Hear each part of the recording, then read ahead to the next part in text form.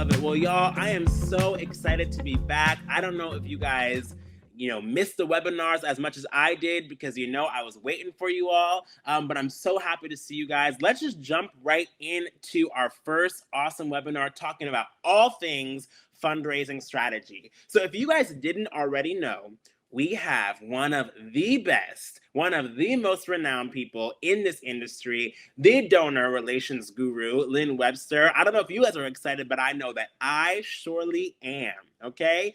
So this year and today's topic is all about fundraising strategy. We want to help you build your fundraising strategy from the ground up, and you guys are going to walk away with some great tips to help you soar in 2022. As always, I want to go through our agenda. So in today's agenda, we're going to go through a couple of introductions. We're going to go over some awesome new buttery updates that we have here at Givebutter. We're going to talk all things creating your 2022 fundraising plan with Lynne. And then we're going to go into our live Q&A. So we want to hear from you guys. Remember, we're a chatty group, okay? We love to talk back. We love feedback. So make sure you get your questions ready to go. And then we're going to end, of course, with some of our reminders. But first, we have a few housekeeping rules that we'd like to go over. So please use the Q&A to ask your questions, okay? Comment, use emojis in the chat. We love to hear you guys. Like I said, we love to talk back. I see Jessica is waving to us from California. I love the wave emoji. You know what to do. Again, use the Q&A for your questions so we can see them directly. Obviously, keep the chat kind and respectful. We are one family, okay? We're the Givebutter Fam, so make sure you keep the chat kind and respectful. And then my colleague, Steven, he's in the chat as well, and he'll answer any of your questions or comments that you have. But before we do that, I want to hear, who is in the Facebook fam? If you're in the Facebook fam, make sure you let me know by saying I'm in. Amanda's in. Who else is in? Who's in the Facebook fam? Let me see it in the chat, y'all. Jessica, hey Jessica, I'm glad you're back. I'm in. Emily is in. Mike is in. Kathy's in. Matt's in. Bethany's in. I love it. See, if y'all ain't in, y'all missing all these great people, okay? So make sure you get in. We're gonna drop the link for you guys to join, okay? And I don't know if y'all know me or not, okay? But my name is Floyd. I am your host today, the host with the most, I guess is what they say.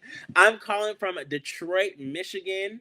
I am the Community and Partnerships lead here at Givebutter, and I love working with all of you. You guys are the heartbeat of Givebutter, and what keep me ticking here at Givebutter. I'm super excited to be working with you guys for a whole new year and helping you guys take your fundraising to all new levels in 2022.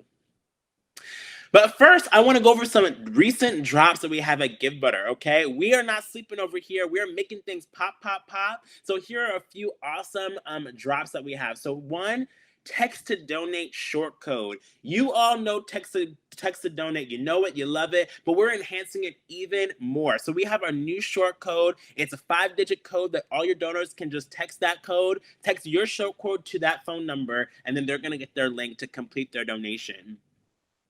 We also recently launched end of year reports, okay? So y'all know it ain't easy sending out these one-on-one reports to your donors. We know they want to see the reporting. Well, we've made that feature so much more easy for you now. You can pull reports directly from your dashboard, send them to your donors, and get everything nice and neat for everyone as they're preparing for their tax season. So if you haven't seen that, yes, Emily, believe it or not, it's here. I love that emoji. Yes, we have end of year reporting, all to make your lives a lot easier.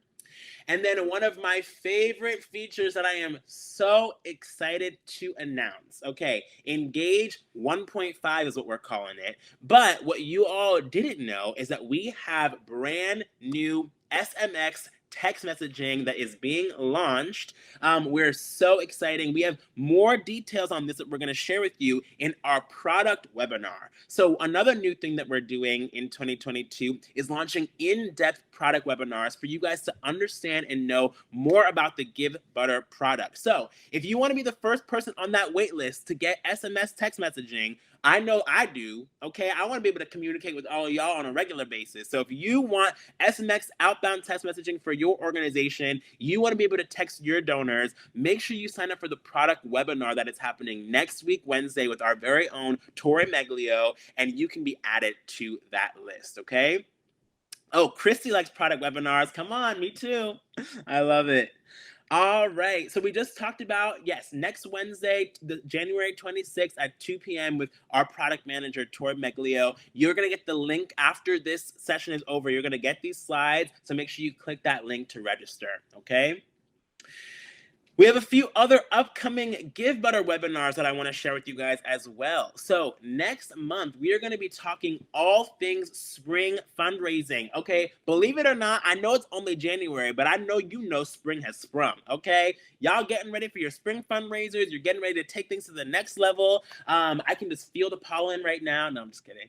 But get ready. Spring fundraising is right around the corner. So we're going to talk all things spring fundraising, how to get you guys ready, and also inspire you with some of the top campaigns that we've had on our platform. So make sure you're there. Also, another Givebutter deep dive. So we're gonna next month, this month is all engage, but next month is all track. So we're gonna talk more things track. How do you use this CRM function to take your donor engagement, to the next level?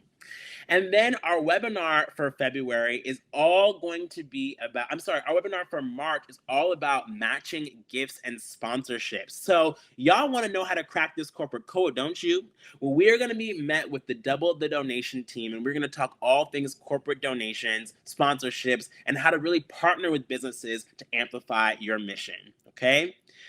So we are about to get into the main event for today, and that is the donor relations guru. Who's excited? If you're excited, please let me know in the chat. I'm excited. I want to see who's excited. I want to see who's excited. I love it. But guys, I have to tell you, I have one more surprise for you, okay? I know you didn't see this coming. I know you might not be ready for it, but I'm gonna need you to stretch a little bit in your chairs. I know y'all have Zoom fatigue, but 2022, we're beating Zoom fatigue right away, okay? We have one quick surprise, and that is a dance party. Hit it, Nate.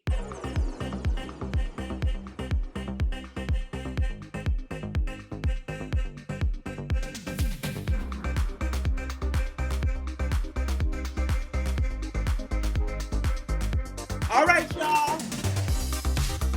I want to know Mr. Butter is back. Mr. Butter is back. Come on, y'all.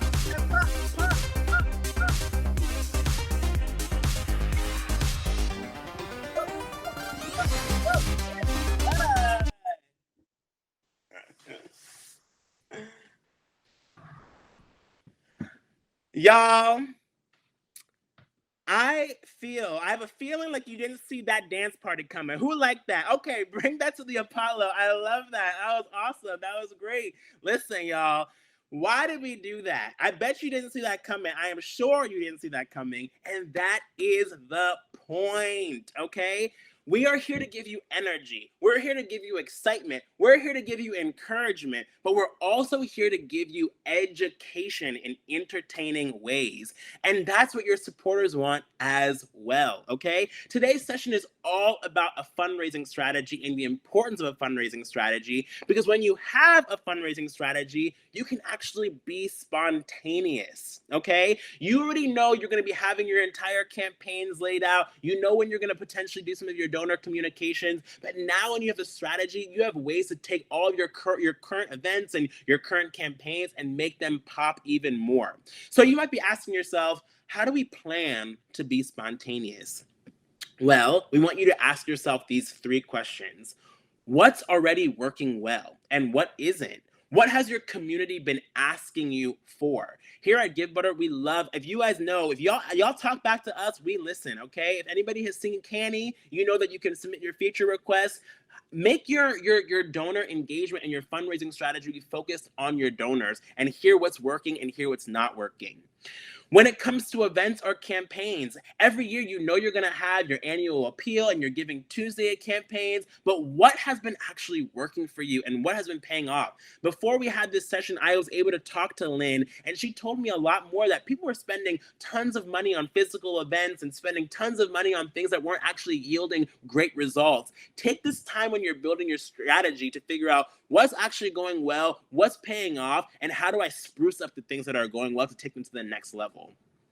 So we're going to be asking you guys a lot of these questions and so much more in today's webinar, because at the end of the day, you all represent so many different organizations that have specific needs. And these questions will help you build out fundraising strategies to meet those needs. The next thing is, when you have a fundraising strategy, it can help you create consistent engagement with your donors, okay? So as I mentioned, if you already know the fundraisers that you're gonna be doing and you know the campaigns that you're gonna be running, you can now actually build consistent communications with your donors throughout the entire year, and that's what it's about. Your donors don't wanna just hear from you when, okay, it's time for a donation now, and oh, I missed you last week, can you donate again? No, they want to be engaged with your community. They want to know what's going on. They want to actually partner with you and walk side by side with you to accomplish your mission. Okay? You just like we were reaching for those stars, but that's what you guys are going to be doing this year as well. We want you to actually reach and attain those higher donor levels because we know that you can do it. And guess what? Your donors want to reach with you too. Okay?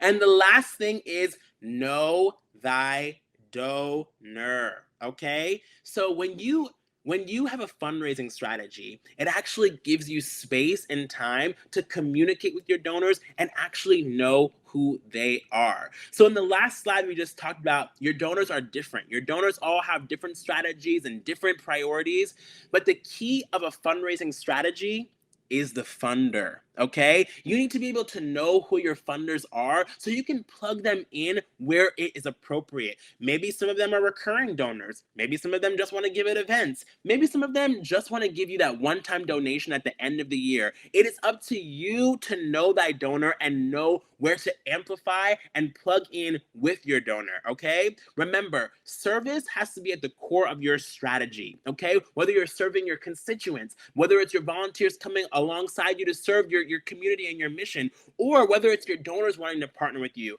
it's all about the service. So give your donors, give your community the way to continue to serve. So today's session and what Lynne is going to dive even deeper about is how you can actually know that donor to create the perfect fundraising strategy. So with no further ado, I want to invite up the donor relations guru, Lynne Wester. Hey, Lynne. Oh, Hello. Hello. How are I'm you, so good. Floyd? Were you ready for that dance party? I'm sure you didn't see that one coming. I love a surprise, first of all, and second of all, any surprise that gets your body moving and has music, I'm here for. 100%. Lynne, we are so honored to have you with us and have you with the Givebutter community today. We have so many people who are joining us today, fresh on the new year, and I'm so excited that you're going to be able to share your insights on how they can build a good fundraising strategy for their organization. So, one fun fact that y'all probably didn't know about Lynne, okay?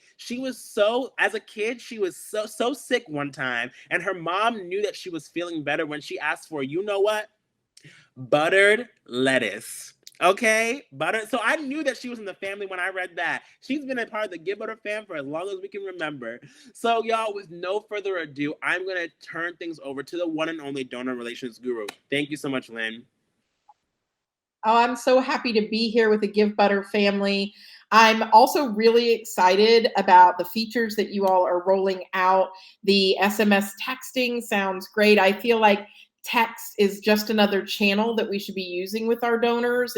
After all, it is 2022, and most people don't even use their phones as phones. So, I mean, I know phone calls for me are rare unless they're already scheduled. So lean into that text being a whole new channel for you to explore, just like I'm sure we explored email back in the 90s when it was new. So we're going to talk a little bit about shaking up your donor experience and thinking differently about which donors you value the most at your organization. And if we talk about a fundraising strategy, we're going to talk about maybe taking the current fundraising strategy that you have and flipping it on its head a little bit.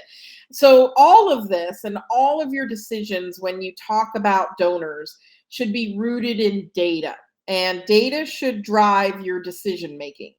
So we're going to start out on this next slide with some data that might surprise some of you if you haven't been around in fundraising for a while.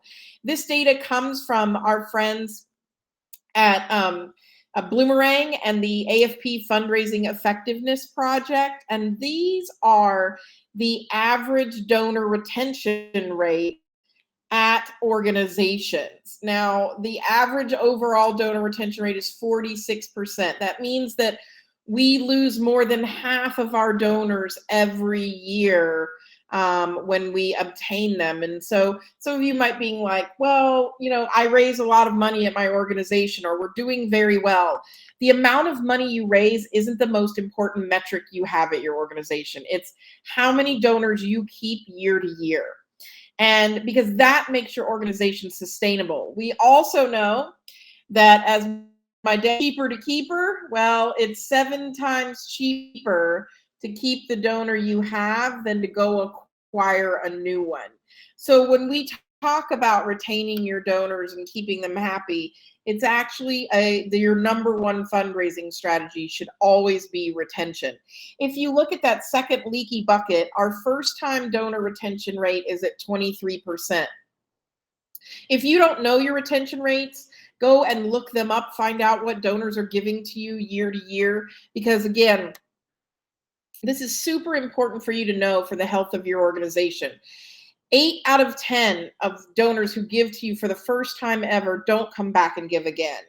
Imagine if you ran a restaurant where 10 people came and ate dinner and 8 of them never came again to eat. You would be out of business as a restaurant within 3 months. That would not be successful for you. So how do we keep those first-time donor giving?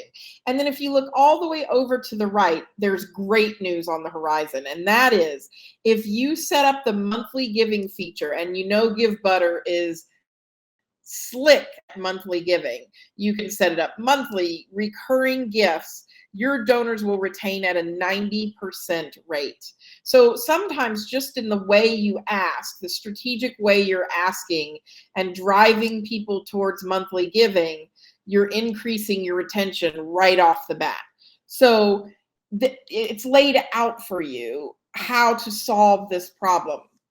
The other thing we're going to do is we're going to take a look at what goes wrong and why donors leave us. Like, why donors stop giving to our organizations? Why would one year they give to us and then the next year them not give us money or not go online during Giving Tuesday? Or what does that mean for our organization? Well, that's because a lot of the times donors have one expectation of our nonprofit, and we give them a different reality. If you'll look here on the next slide, you can see sometimes that what you wish for and what reality is sometimes don't always meet in the middle.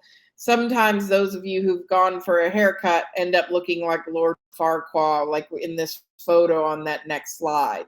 So if you look at this, you understand that donors' expectations may not meet the reality of what your organization is doing. How do we disappoint donors? Well, we might spell their name wrong. We might, never talk to them. We might not send them a timely receipt or a thank you. But the biggest thing that we do, the number one kind of error that nonprofits make when it comes to expectation versus reality, is that we ask for more money too often and too quickly.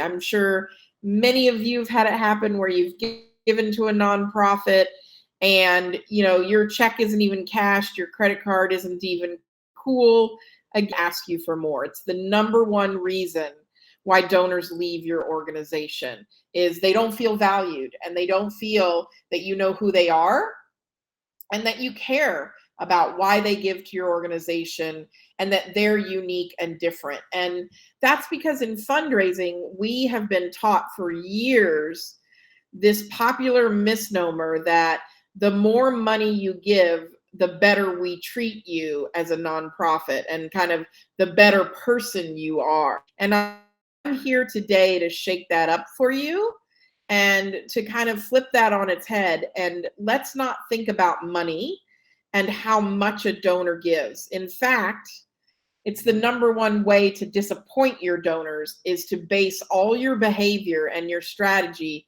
based on how much a donor gives. Boy, the Q&A is going to be popping for Floyd today. What do I mean by that? I mean that traditionally we've had these charts in fundraising, right? And they've said, for $50 we do this, for $500 we do this, for $5,000 we do this.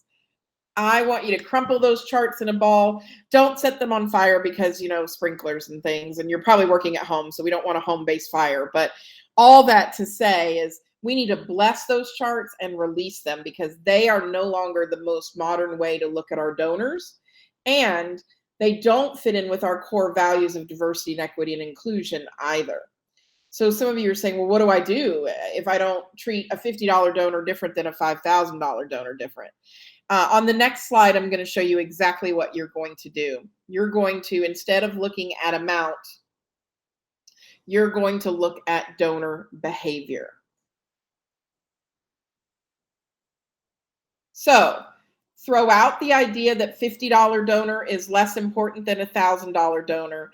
And instead, we're going to look at these behaviors for your donors. We're going to look at first-time donors because if we don't get them to give a second gift, nothing else matters, right? And we lose, if we could go back a slide, please. And we lose, 80% of our first-time donors after their first gift. So we're going to work really hard with those first-time donors, regardless of how much they give us. We're going to look at donors who maybe increase their gift. So last year I gave you $200. This year I'm giving you $500. That's a big difference. Somebody should pay attention and do something different for me.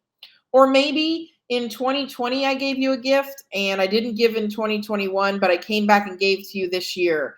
We want to take a look at those folks and make sure that we notice their behavior. So those lapsed donors. We want to look at consistent donors because we know that the number one source for planned giving for our organizations and major gifts is through donors who give repeatedly year after year, regardless of amount.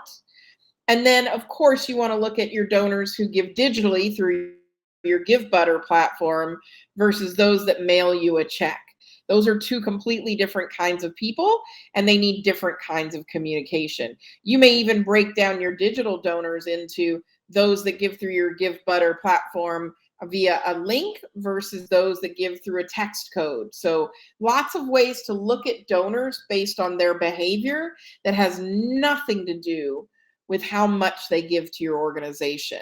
Because again, that dollar amount is so arbitrary and unimportant in the grand scheme of things. And what really matters is that deep, meaningful engagement that that donor has with your organization. So I'm going to give you two examples to start you off on your path. And then Floyd and I will open it up for Q&A and conversation. So if we look at our next slide, this is exactly a plan. So you can take the strategic fundraising plan and lift it from here and replicate it at your organization. You can cut and paste. So a donor makes their first ever gift to your organization. They go on your giving website, they select whatever amount they give, and they make a gift to your organization. Great. We know that they're going to get a tax receipt and they're going to get a thank you, probably an email, or maybe you do a video.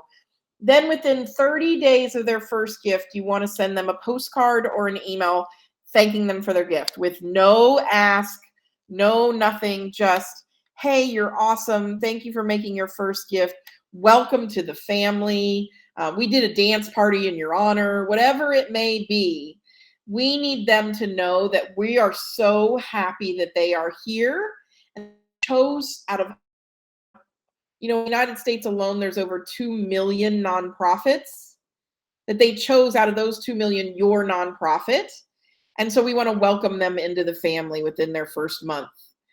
Then we want to send them maybe a handwritten note. Maybe it's a voicemail. Maybe it's a text message within their 3 months saying, you know what, here's what we've been able to do with money like yours. Here's the impact. We're so happy to have you. Again, no asking. There's no, hey, get some more money, and oh, by the way, this has happened. Nope, nope, nope. Just, we love you. We're happy you're here. Then you want to do a thank view. Thank view is one of my favorite platforms out there. It allows you to do personal videos to anyone who needs them. If you need help with your thank views, go solicit your board and have them do notes or thank views. Maybe you get your staff involved, but a little short video to say, we couldn't do this without you. And then you might want to give them a comprehensive report of what the money has done. But then and only then are you re-soliciting them. So you need time. Again, fundraising is about relationship building. You cannot build a relationship with an ATM. Well, it'll be an unhealthy one if you do. And donors don't like to feel like they're constantly being pounded with ass. So that's why there's the do not pass go card there. Is all of this behavior is to get to know the donor. Maybe in here you send a 3-question survey asking them about their preferences, what they care about at your organization. Your job over the first year with your donor is to make them have you as their charity of choice and to make them fall in love with that giving you money was the right decision, regardless of how much they gave you. And again, the reason we're not rushing into acquisition is that long-term retention and sustainability are very important to our organization. And if we lose 80% of our donors after their first gift and we increase that by 10%, that's 100x return on our database over the lifetime of the database. So if you want more information on fundraising effectiveness, you can go to the Fundraising Effectiveness website, and maybe in the follow-up materials, we can link to that for you so that you can see the monetary impact of retention over time. So the first group of donors that you're going to build a plan for at your organization is first-time donors. Because again, if you don't get them to give for a second gift, then you're just spinning your wheels. You're a hamster on a wheel, acquiring donors and acquiring donors and acquiring donors.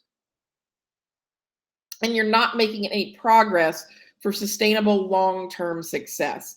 So I really do want you to think about what you're doing for your first-time donors, okay? And remember that the average, so things have changed during the pandemic. So pre-pandemic, donors gave to between 5 and 9 nonprofits a year. That was very regular. They had some that they loved a lot, some that they gave a little bit to, and some were in the middle. A lot of that changed during the pandemic where people kept giving. They gave larger amounts to fewer charities. So you may see that people's giving has gone up or you've lost some people. That's why this relationship building and engagement is so important, so that you can maintain sustainable fundraising for a lifetime of your organization, not just hurry up, get more money, hurry up, get more money. That is a self-fulfilling prophecy of no good.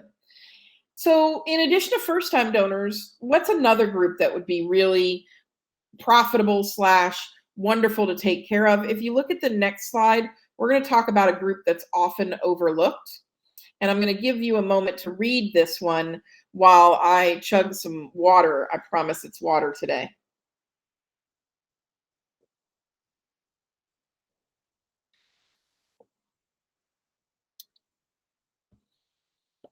So the idea here is that we often overlook people who give us small amounts of money. In the ever-loving chase for the almighty dollar, we tend to overlook people who give what they can. And this is particularly problematic as we look at inclusion and equity in fundraising space. We often look at people and judge them based on their capacity.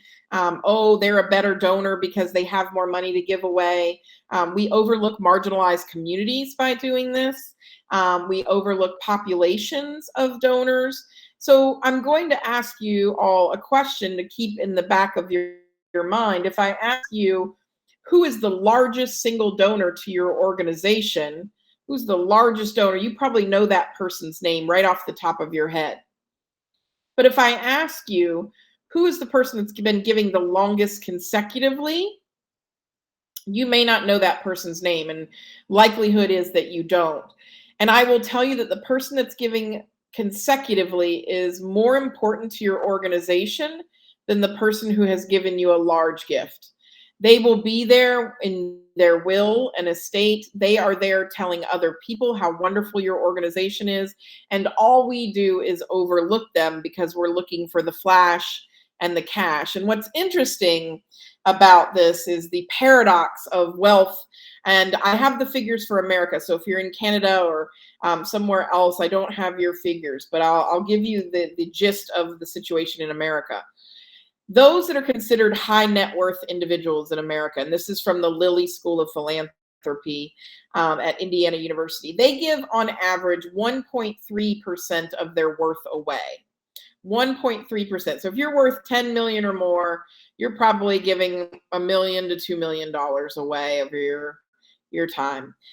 Those beneath the poverty line in the United States, that's $19,900 a year for those of you who really want a sobering statistic. They give on average 3.7% of their wealth away. In fact, in America, the poorer you are monetarily, the more generous you are in giving. Does that get recorded by the IRS? No. Do they give to the people on the corner on the street? Yep. Do they put it in their church tithings? Yep. Do they make record of it and get tax receipts and get big deductions for it? Nope. They're often overlooked. And it's so true that, you know, we worship at the trough of wealth in this country. And as fundraisers, you know, well, it's always said, well, I have to be strategic and who do I talk to? And so I'm encouraging you to go find your most loyal donor and to go and maybe have a Zoom chat with them, have some coffee, you know, have some tea, figure out who they are and what keeps them giving year to year, and build a program specifically for your loyal donors. And if you want to know what a great loyalty program is, you don't have far to look. All you have to do is look at airlines and hotels. So pre-pandemic, I was one of those traveling people. I spent 300 nights a year in a hotel. I flew at least 3 to 5 times a week. I was always on a plane, a train, somewhere, traveling to speak, traveling to a client site. I loved it. I hated it. It was amazing. It sucked, all in one thing. But Delta and Marriott, my two, and Kimpton, but Delta treated me so well and still does and has extended my status even though I'm not traveling. Delta treated me so well because the more loyal I was, the more loyal Delta was to me. The better perks. I got to sit in first class and have a drinky poo on my way to a client site. Or, you know, if my flight was canceled, they would move heaven and earth to try to get me on the next flight. And I swear somewhere there's someone who got bumped off a flight and it's my fault and I kind of feel guilty but don't. Or if I would fly through any of their big hubs and I had a really tight connection, there would be someone waiting for me at my plane door with a sign, and they would take me and my bags, go down onto the tarmac, they'd put them all into a Porsche and drive me to my next gate so I would make my flight and wouldn't miss it. That's what loyalty is about, because they knew that I needed to get where I was going, right? And so my question for you as a nonprofit organization is, what are you doing to repay that loyalty? You see, you're their charity, they're not your donor. And the moment you realize that you're their charity and that they've chosen to give to you, the world opens up to you, and that no matter who's been in your leadership seat or if your leadership seat has been vacant, they've given. If there's been a pandemic or not, they've given. If the economy's been good or not, they've given. And they may be on a fixed income. They may be giving you a larger portion sacrificially than someone who gives you a large dollar amount gift. But we don't always value that. So I'm going to encourage each of you to not just look at your first-time donors, but to also look at the donors that have stuck by you. good times, bad times, they keep giving the same amount over and over and over. And that amount for them is probably a much larger sacrifice than the donor who's been gives you that one big check and wants all the recognition. So what I'm asking you to do as you start this new year, I don't really do New Year's resolutions because they always fail. Well, a lot of them fail. Is instead, I want you to change the way you look at fundraising. So you have to change your behavior. And one of the ways to change your behavior is by looking at the giving pyramid differently. So instead of valuing big donors more, value behaviors more. Value the people who give to your organization and then share it on social media. Look at the behaviors that are driving your income and think about how you can uh, really institute that at your organization and shake up your strategy when it comes to your fundraising at your organization and what it means to value a donor. So we're going to go to the next slide here.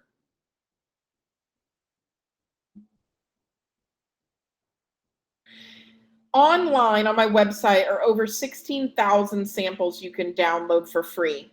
They're all there. There's a ton of resources, from thank you postcards to behavior-based videos to impact reporting. I want a community of learners who want to do this work and do it well. So you can reach out there.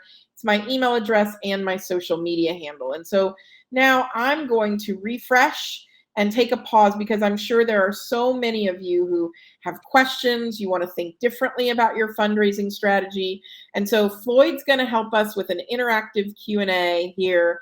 And now's your chance to pick my brain on fundraising and thanking your donors and really recognizing the behaviors that matter. So Floyd, I'm going to kick it back to you. Lynne. You are just giving the people some amazing content. You should see the chat right now. Completely blowing up. Everyone is amazed by all the things that you're saying. And can we just talk about the idea of what you were saying? Honor and value behaviors over amounts. Value behaviors over amounts. That is so incredibly powerful. And a lot of people, their eyes just lit up because we're not taught that in fundraising. We're taught, look at the top, and cater to the top. You know what I mean? But that's so insightful. The top, here's the truth about the top. The top has lots of people catering to them, and sadly, the top always dies.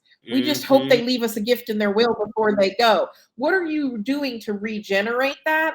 And what are you doing to combat intergenerational equity that says that you're a better person because you have more money? We don't judge people like that in our daily lives. If I built my relationships like that in my normal life, like, I don't think any of my friends would be friends with me. I'm not rich enough, right? Or, I'd be like, oh, well, she never lets us go out to a nice place for dinner, so she's not my friend anymore. Like, who are we? 60% of Americans give. That means there's 40% of Americans who are not charitable. So I'm going to love on the 60% that give because at least they're charitable. 100%. Ooh, come on, somebody. If this isn't giving y'all truth today, I don't know what it is. So, Lynne, I'm going to waste no more time. We have so many questions right now, and it has just been blowing up over here. So let's just jump right in. So, Holly, our good friend Holly, asked, we had a couple of high-profile people do activities for us, and we got 500 new donors through those efforts. How do we cultivate those donors? Many of them just gave a one-off gift because they liked the influencer, who I assume was a part of that project. Great question, Holly. What do you think about that, Lynne? So, Holly, we have to be careful with what I call third-party donors, whether they be third-party event donors, influencer gifts, whether you do a walk or a ride. The thing you want to do is, number one, you want to make sure you're stewarding your influencer very well. That person has the primary relationship. If your influencer or the person that helped you get those gifts is a really good person, they should be able to help you in the thanking. So can you have them record a thank you video? Can you have them further talk about the mission of your nonprofit? This happens a lot where, you know, all of a sudden somebody infamous, famous, whatever, influential posts about a nonprofit.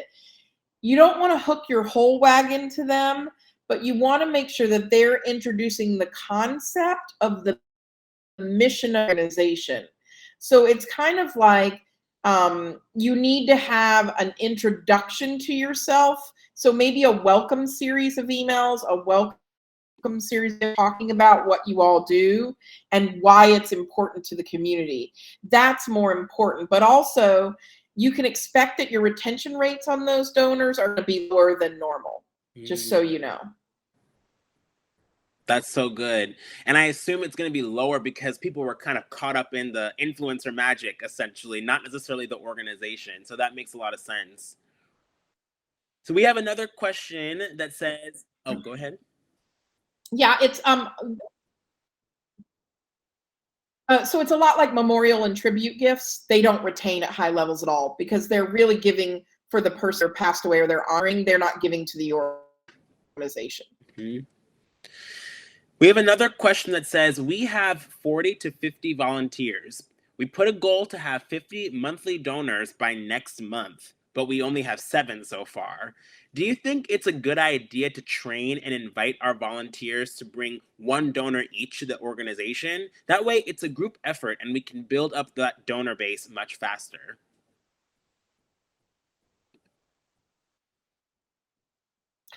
So I think so I'm going to give you advice that I give to a lot of boards or your influencer group. It's better if they lead with their behavior than their mouths. So number one, if you only have 7 people, all of your volunteers should be signed up for monthly giving if that's your campaign. So first, I have to do what the organization is asking of me. So if you want a volunteer to ask, if you want me to ask for a monthly donation, then I have to be a monthly donor. So that's one thing. Second of all, what would be even better is if you got someone to put up a prize or a donation of maybe $1,000 or $5,000 and said, if we hit 50 monthly donors, we will unlock that cash. People love a challenge. They love a challenge. So give me an incentive to go meet that challenge. So those are 2 ways to do it, but you can't go out and have your volunteers ask for money if they're not doing that behavior already. Same thing with planned gifts. I can't ask you for a gift in your estate if I'm not giving one. So first we lead by example, always. Oh, come on. Lead by example. Come on, y'all. That's in fundraising and in life, okay? That's in fundraising and in life. Lead by example. Also, quick note, y'all. I see a lot of questions in the chat. Please, if you want them to be answered, add them to the Q&A, okay? Because I cannot see both. So add them to the Q&A up, and we just got 2 more questions. Thank you. All right. Emily Wills asks, you've mentioned postcards, emails, and text messages, which to me are fairly economical methods of stewardship and outreach. What is the best stewardship piece that you have personally received? That's a good question. Ooh, so I'll go with one communication that was the best stewardship piece I've ever received was a thank you video from a person. I donated to a nonprofit, and the beneficiary sent me a video telling me how meaningful it was to her and her family that I was supporting them. So that was the most recent one. Before that, on my 40th birthday, my company symbol is a key. I wear keys. Like keys have very big meaning to me. A client of mine, as a stewardship touch, gave me a key ring with 40 laminated keys of the 40 things they loved most about me.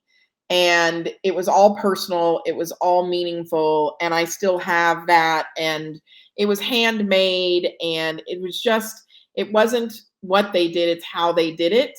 And so if you want a digital version of that, if you've never used kudo boards before, when I give speeches and stuff, sometimes organizations will put together a kudos board.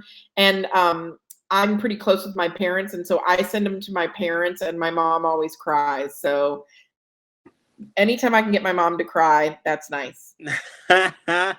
We love a good tearjerker. We love a good tearjerker. I love that. Okay, I'm gonna try to go fast, y'all. We will not be able to get to all these questions, but we are gonna do our best. Okay. So, many of our no, let's see this one. Okay. Asan asks, in terms of donor segmentation, how would you classify behaviors within recurring donors? So recurring donors are a behavior within themselves. And if you look at certain organizations out there, they have amazing behaviors. Look at World Wildlife Foundation, Make-A-Wish, Charity Water, Team Rubicon. They all have wonderful programs for recurring donations. So go make a recurring donation to one of them and copy and steal. I love that. Thank you. And you're going fast too. I love it. Okay. Kim Howard asks, loved the stewardship grid. Would you apply the same to legacy plans? Absolutely. Legacy donors give 7 times more cash to an organization once they've made their legacy gift. And so you need to also understand that they need to be involved and engaged as cash donors. And if you need legacy giving information, the expert on legacy giving is, oh God, his name just flew out my head. He's at Texas Tech University, and he did plan giving. Russell James is his name, and he is the expert. So check him out. I love that. See, the experts letting y'all know about more experts. Gabriella asks, how long before sending surveys to donors? How often over a period of a year to find out what they really want to know about? Yeah. So number one about surveys is you'll notice that for-profit corporations are constantly surveying us. The moment I step off a plane, the moment I check out of a hotel, they want to know how it went. And so you need to do that. Micro surveys are the way to do that. So 3 to 5 questions, and it helps build a relationship or add fuel to a relationship. So I say it's a great getting to know you tool. So, it may not be a first date thing, but maybe a second or third. So 3 to 6 months is a perfect window to do that. Love that. How would you navigate donors who are still used to sending checks versus digital donations? We love them both, and that is completely okay. So I call them analog donors. Money is green, and we do that. Do you know what I mean? And so I see no problem with those donors at all. You need to adapt your behavior to them. So the way in which a donor gives is their communication preference. So if I mail you a check, I expect something in the mail. If I give online, I expect something online. So it's your job to adapt to them. We love mail donors. They're consistent. So keep up with them. Oh, love that. So somebody else asked, we hit a stalemate. It seems as if we're not acquiring any new donors to grow our fundraising. Any suggestions? And I would also ask in that same vein, because I feel like it might be similar. What if you're a new organization starting out and you're trying to acquire donors?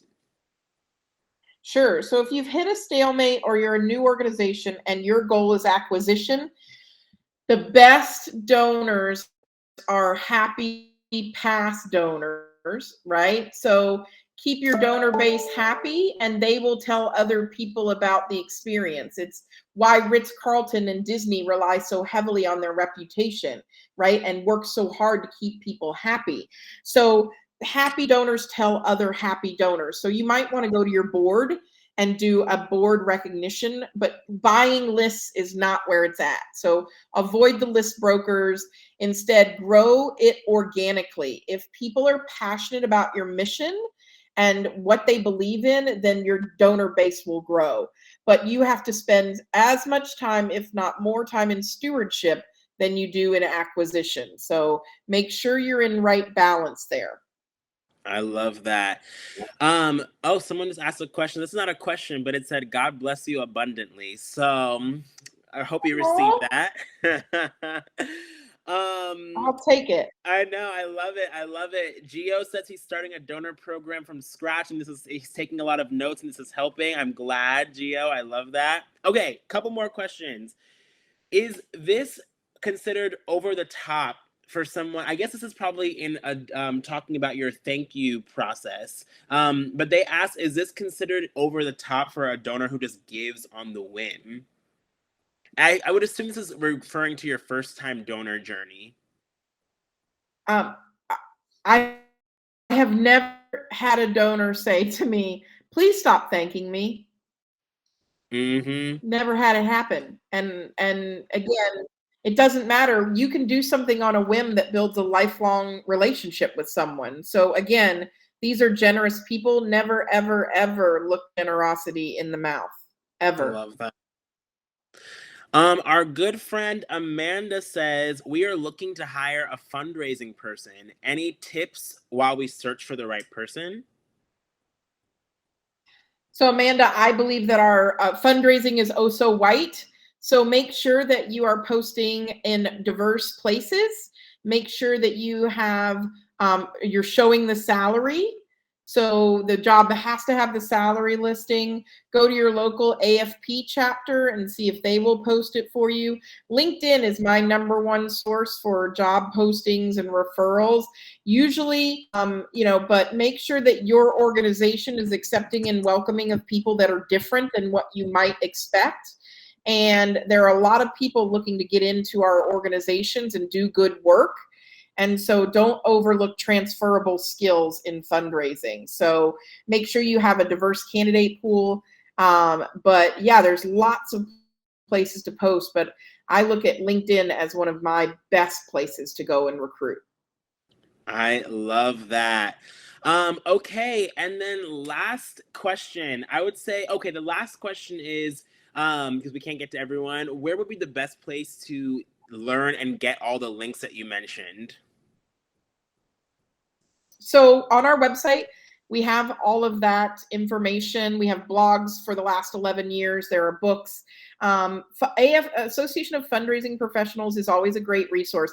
My favorite resource, and it's probably not so hidden to many of you, is Bloomerang. So Bloomerang is a fundraising software CRM, and Stephen Shattuck and the marketing team do such a great job posting free content. They have, just like Givebutter. And so what I believe, and this is probably why I'm here today, is I only do business with companies that give back to the profession through professional development, Givebutter being one of them. So if a company does not host webinars and give you free trainings and put out content in the world and connect you with experts, then that's not really a company dedicated to our profession. So go out there and read the blogs and, go out there and look for the information. It's out there, or groups on LinkedIn.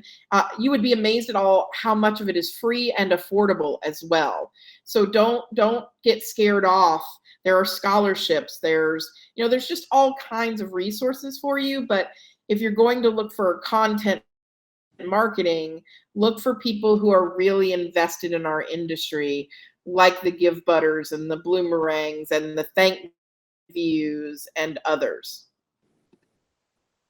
I love that. Oh, Lynn, you gave us some good facts today. Thank you so much. Can y'all give a virtual round of applause for Lynn? If you enjoyed it, let them know that you. Okay, Mike says that was amazing, Lynn. You rock. Yes, I love it. I love it. Another God bless you. Come on, you're getting all the blessings today. I love it. Megan says, get it, Lynn. Judy says, thank you so much. George gives you a round of applause. Carmen says, thank you. Yes, Lynn, all of this and so much more. We are immensely grateful for you. And we have been blessed by the guru, okay? Thank you. And once a month, including today at 4 p.m. Eastern, we have a Facebook, LinkedIn, and YouTube Live. You just search for Donor Guru, and you have a live consulting session with me once a month. So if you're also looking for content where you need to ask questions, or maybe you have something heavy on your mind, come, we have happy hour and we talk fundraising. So there's a lot of us out there doing that so that we can provide you what you need. But the work that you all do is so important in the world, and it makes a difference in people's lives. So kudos to all of you for bettering yourself by attending professional development. And thanks to Floyd for hosting this with panache. Thank you so much. I will talk with you very soon, okay? Sounds great. Givebutter Fam, was that great or what? Okay, I'm just sitting in here. Let me show y'all. This is my notes, okay? This is my notes. I'm writing front, back, sideways, all over the place, circling things, okay? I'm still learning, and who better to learn from than the guru herself? So before we jump off, y'all, I have a few important reminders. All right. So, register for our upcoming webinars. I mentioned it earlier, but I'm mentioning it again. We have product webinars that we're bringing to the front center stage this year. They're going to be hosted. Our first one kicks off next Wednesday with our product manager, Tori Meglio. Some of y'all know Tori, so she's going to be running those and doing a deep dive. So make sure you register for that. Fill out our webinar feedback survey. As Lynne mentioned, surveys. We love a good survey here at Givebutter as well. We kicked it off at the end of the year, but we actually decided that we were going to make this a regular recurring thing. I promise you it takes 5 seconds or less to fill out. Most of the questions are multiple choice. So please take a second to fill us out. Let us know what you like. Let us know what you don't like. Next is we always want to hear from you on what enhancements you would like to see. So again, continue to share your feedback. And then last but not least, join our Facebook fam. A lot of people in here asked about how do we network with one another? How do we stay engaged and how do we stay connected? That is the best way. We are taking our Facebook fam to the next level this year. You're going to see me, you're going to see Grace, you're going to see other people popping around. So please continue to get in there and add your questions and add your thoughts and just talk back to us because we love to connect with you. You are our community, okay? So that's all I got for you guys. I just want to say thank you. I feel like we kicked off this year on an amazing high note. Thank you guys for bearing with us through some of the technical issues, but we got through it together because that's what we do. We make it through together. And I'm so excited to see you guys. If I don't see you next week for the product webinars, which I hope I do, then I will see you guys next month when we talk about how you can soar into spring. Be blessed, y'all. Thank you. You turned this from an idea in a dorm room into the #1 rated fundraising platform on the internet. You raised over $100 million for charitable causes just in the last year. You are making the world a better place, one gift at a time.